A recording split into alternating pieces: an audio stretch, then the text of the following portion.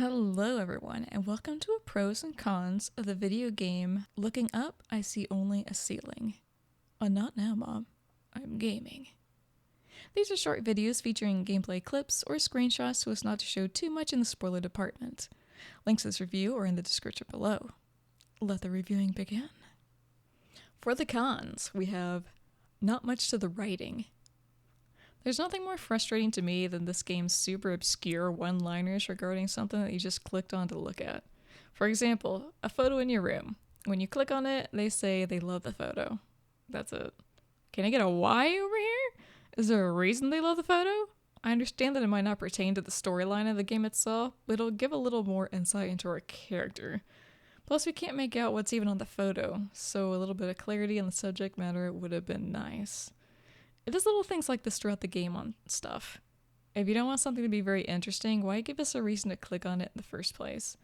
It's like looking out your window and thinking, I remember a day like this, with nothing else to follow. Like, okay, and then what?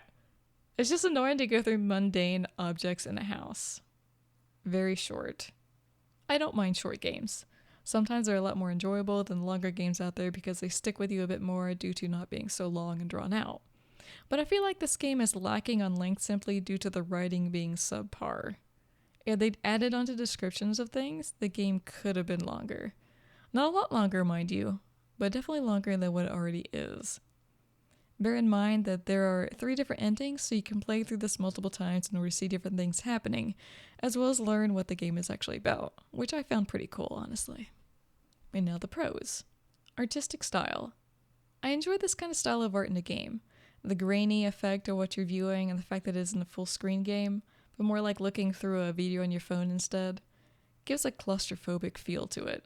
Possibly with me need to do so, judging by how the game plays out. Obvious clickable areas.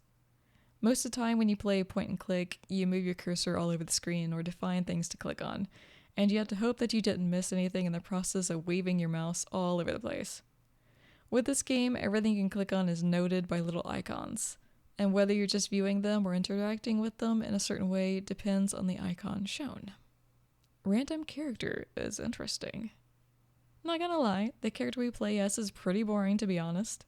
We're studying anatomy, which to me isn't all that interesting, but I can see how someone might be intrigued how human bodies work since everything has a job and it's all complex and goes way over my head. But still, I don't find it interesting, and exams even less so. Due to the ill-given feedback from things we expect, we're not exactly open to sharing information on anything, and so when a new character comes around after a home makeover, I'm immediately fascinated. Granted, I figured he had to be a bad guy because I'm usually wired to like them more than the hero of a story.